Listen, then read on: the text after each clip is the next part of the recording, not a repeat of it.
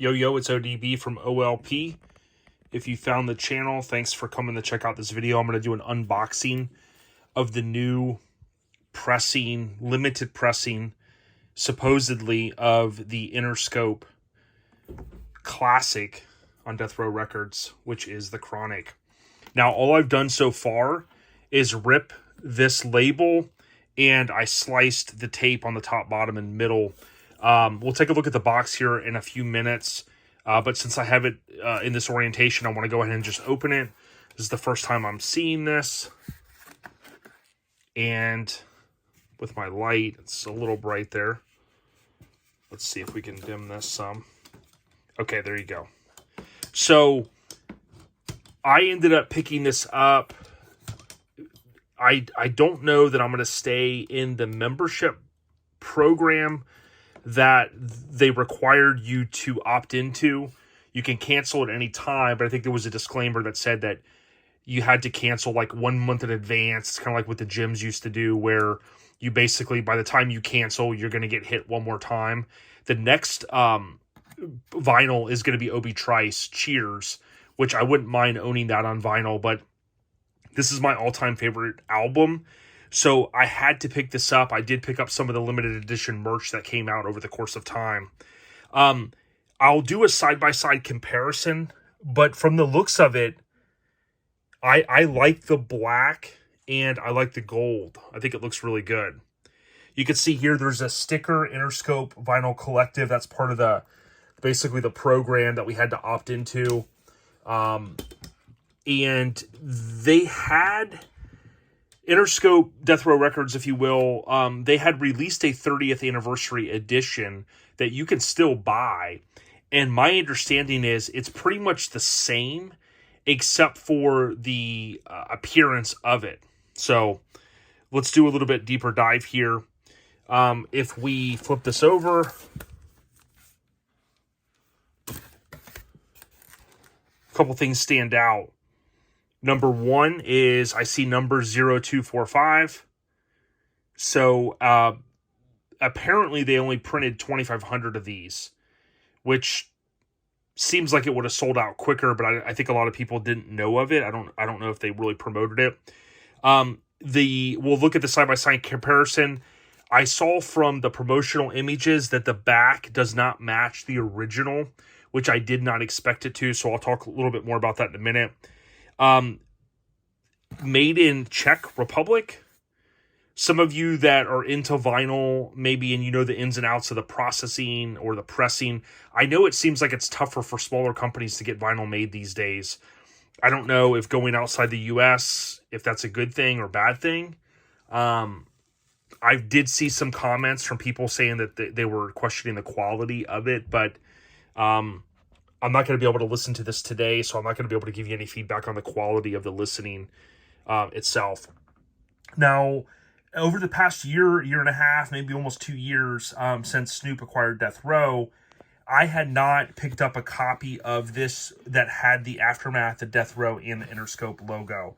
I want to say over the last year or so, year and a half, that was added, and it's because I know there were some legality type things where when Snoop acquired Death Row Records, he's like, hey, I own all the classics like Doggy Style and the Chronic. And then Dre's lawyer made a statement that said, hold on, Dre owns the Chronic. So that brought the Chronic back to streaming before the Death Row catalog came back for the most part. And that's why I assume we're seeing now the Aftermath logo on there. I'll go ahead and add this to my Discogs. 02455799911 for anybody that is curious on what that is in terms of the number there and the SKU.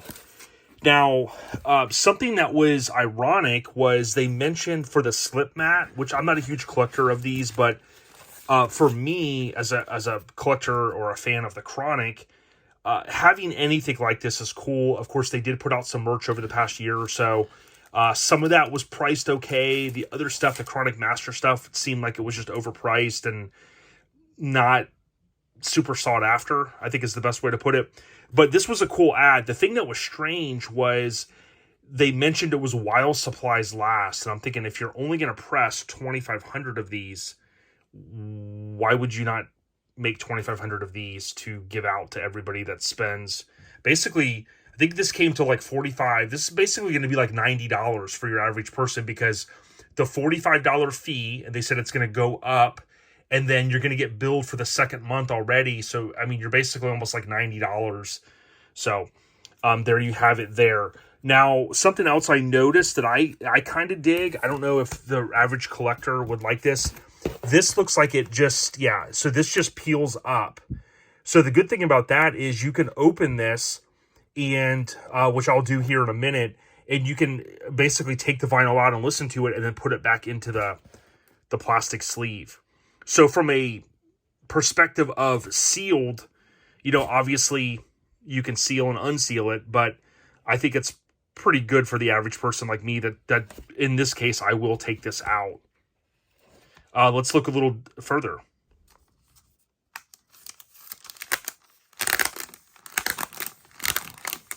For anybody that's into that, I'm not, but I usually keep stuff sealed if I can, but I'm not going to with this. All right, we'll take a quick look at the printing without the sleeve, the plastic sleeve. And there's the front. What I'm seeing here is I do have one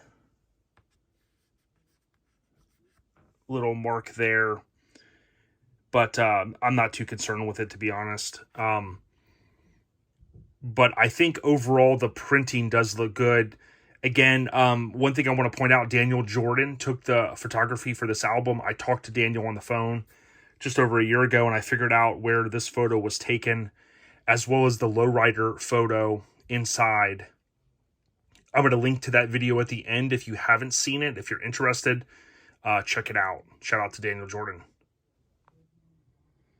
All right, so one thing I noticed is, like, when you pick this thing up, it's definitely heavier than your average chronic pressing album, and we'll look and see why.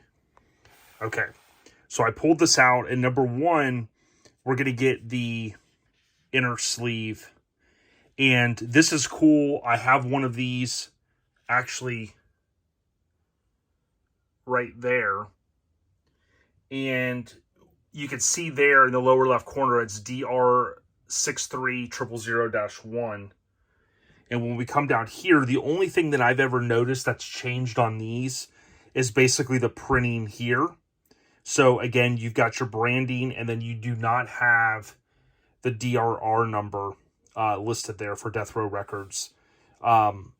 This, I think, for the most part, is the same image they've used. I mean, nothing's been like enhanced or rescanned.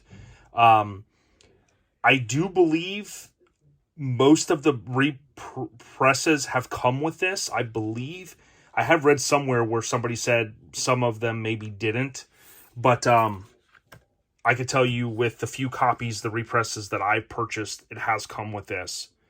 And you can see there it has the track listing.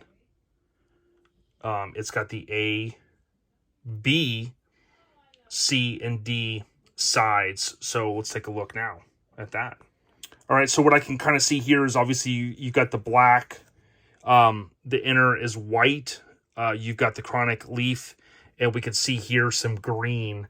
Now, we know from the promotional items that the vinyl is green, so that was one change that was different. So I'm going to try to take this out, and I'll do some video of it here in just a minute. All right, so I'm not going to take out each piece of vinyl, but I'll tell you, obviously with the little static electricity, it took a second to pull this thing out, but what you'll see is a very cool green color, and that's where you get the sides A, B, C, and D. So the original pressing of it was just the front and back. It was not dual vinyl, and I thought this was a cool thing. I've really thought over the course of time that they should have released more stuff, and over the past year they have. They put out shirts, some of the tins. Interscope did, you know, their normal kind of normal merch type launch, and then of course they had the master stuff, which again I thought was a little overpriced.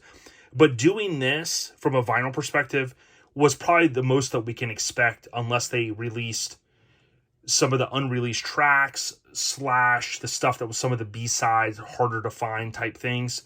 If they were to do some sort of box set, which they did, of course, with Doggy Style, that was the original pressing with the, the full track listing. But it was cool. They included some additional linear or, notes on the inside and things like that, liner notes.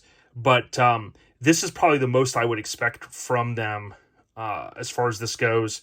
Basically, you've got the packaging, you have the green vinyl, you have the slip mat, and that's probably all we're going to get from a pressing or an album like this, I would think. So I flipped this over. It is worth noting that if you go back to Doggy Style when they did the Christmas, which I have a copy over in my vinyl stash, they did a green version of it.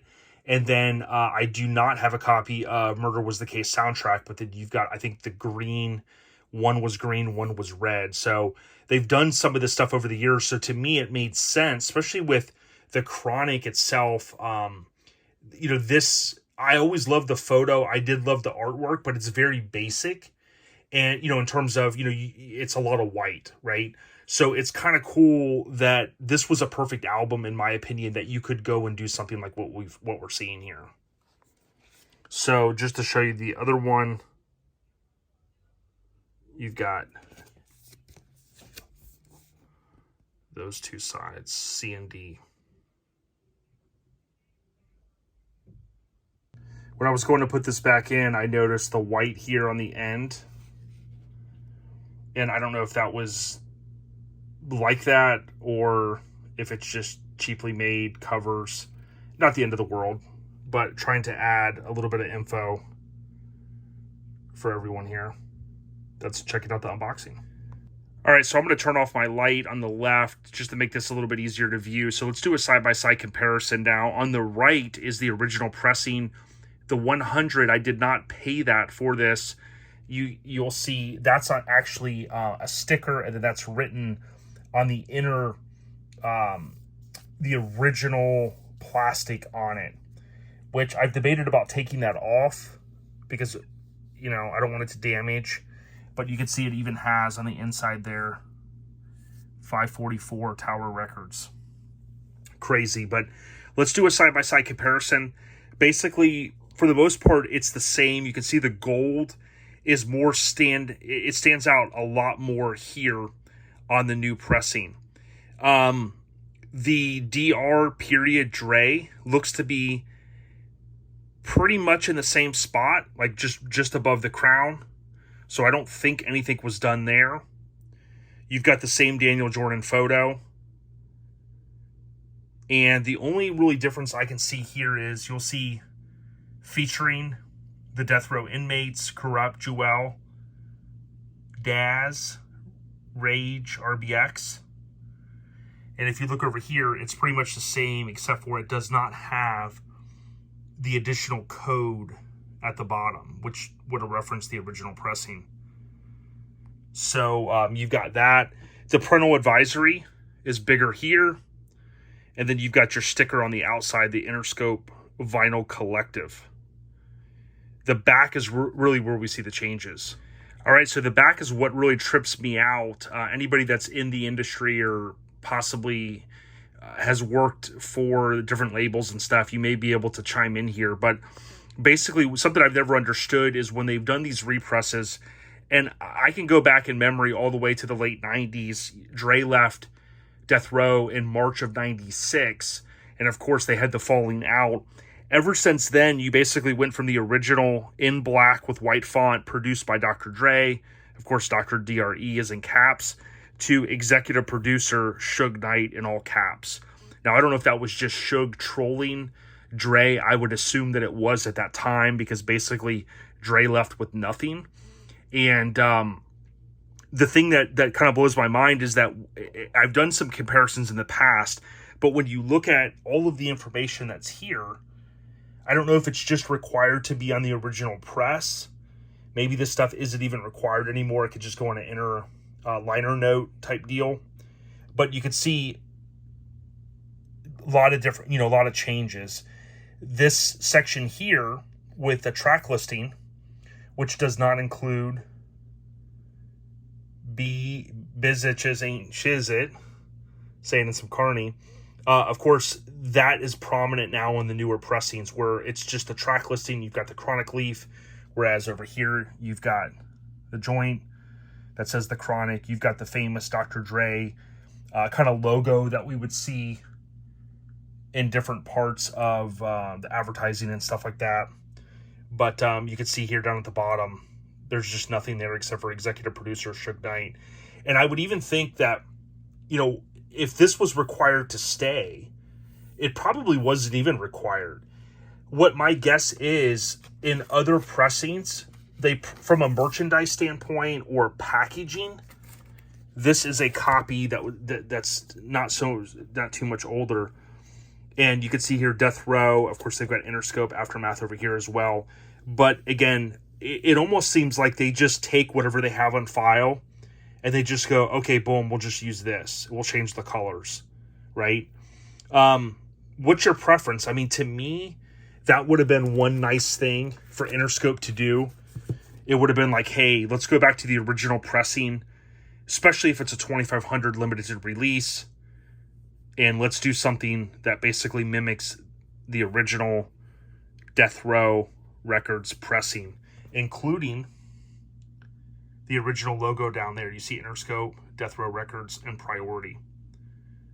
So those are the big changes, big differences rather, in the OG version 31 years ago almost. These were probably printed in November, so 31 years ago, or pressed, you know, late October, November. Actually, it had to have been November because we know the we know the mastering date, and I shared that on my Instagram at BD94S10. I kind of shared some of those key facts, but based upon the mastering date, I think it was in October, so it could have been late October, but November. This was probably pressed 31 years ago. But again, those are the differences. It would have been nice to add, you know, the originality here, and we can also point out where we've got Bernie Grundman, I believe is how you say it. That was where, of course, where it was mastered, recorded at Death Row Studios, which I believe some of this was recorded at Solar, Sound of Los Angeles. And I have to go back and look at some of my notes, but I know, for instance, the 187 track that is not available on streaming, it's owned by Solar. That was on the Deep Cover soundtrack. I'll also have Fossum on, the hip-hop G-Funk legends, real soon on the podcast, and we'll talk a little bit about their upcoming album that's going to be coming out. But going back to it with Fossum, they recorded some of their original album in the same studio at Solar. So, little extra information there. But Daniel Jordan's name is right here, photographer, and that is who took the press photos, obviously in the studio here, and then the lowrider photo, which is there. So shout out to Daniel if he happens to see this. He's a good dude, humble guy, low key. So there you have it. I'll show you one more look at the front. Now, before I started that back segment, what I did do was, I do this every so often, I'll kind of put my hand here and I'll lightly, gently pull up. Of course, I know I said this earlier, I wouldn't actually take that off, but if it was ever if it was ever peeling the top, I would consider making sure that this doesn't get damaged. But typically I can kind of put my hand in here and just lightly pull up and pull that plastic from the actual paper, and that's what I did. So there you have it. Do I think it's worth it? I haven't got to listen to it yet. I would say from, a super fan, a collector, someone that just wants to have it, sure, absolutely. I don't own every pressing, nor do I have a vision of owning every pressing. I know some people are into that. I like it because it's black, it's unique, it's green vinyl. It came with a slip mat. I could always use the inner sleeve artwork. I love framing those. I think it's pretty cool. But if you think about it, this version is available without the green and without the black. You can get that today. You can go on the different sites, I think even on Interscope, and you can kind of get that. And again, if you look at the back here, it's pretty much the same, you know, other than the few logos that they've added for the, you know, the different imprints and whatnot. So yeah, I mean, I splurged for it because I said to myself, hey, it'll be nice to add to the collection. I have 2 original pressings. I have the digital remastered, which I'll end with this. I just was never a fan of them adding that. I know it was a thing that helped sell more because people were like, oh, it's digitally remastered, let me go buy it. I just never liked that line on there. And I did buy this copy just to have a newer copy. It came with the inner sleeve with the artwork, and then there's another copy of the original, more beat up, of course. So I'll probably stick with 4 copies at this point, unless something really special comes out, maybe like a box set like they did with Doggy Style.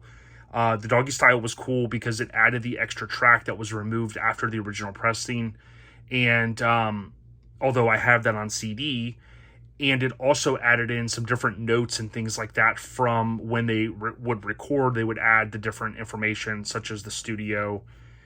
It was printed on the sheet, so they knew who worked on each track and who gets credit and things like that. So there were a few things, and there was additional artwork that they included.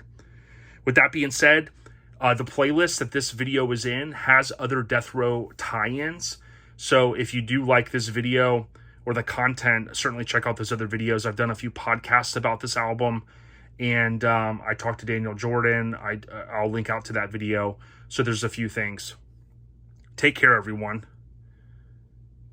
I've been down since day one. Welcome to Death Row. Like we always do about this time.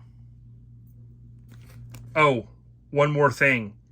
There was a thread when this was originally announced in Reddit, in the vinyl section, and you could probably Google Dr. Dre, The Chronic, Reddit, and there were people that were concerned after they received their copy of the sound quality. Again, that's not something I'm going to address here. I do have a record player, and I do intend to put it on, but I don't have the best system to really tell. So that's one X factor. Additionally, a lot of people were not happy with how this stuff was shipped. I don't know what to say to that. I will tell you this. You saw the front of the box. This is the rear of it. So it just says Interscope Vinyl Collective. And I guess that one indicates this is the first one. You've got the logo, which this logo, I have some old CPO. Rest in peace to CPO. I think that logo there in the middle, that was an Interscope thing, if I remember correctly. But this packaging, to me, it did seem pretty cheap. I lucked out other than that one little crease that you saw right there. Mine was in pretty much perfect condition.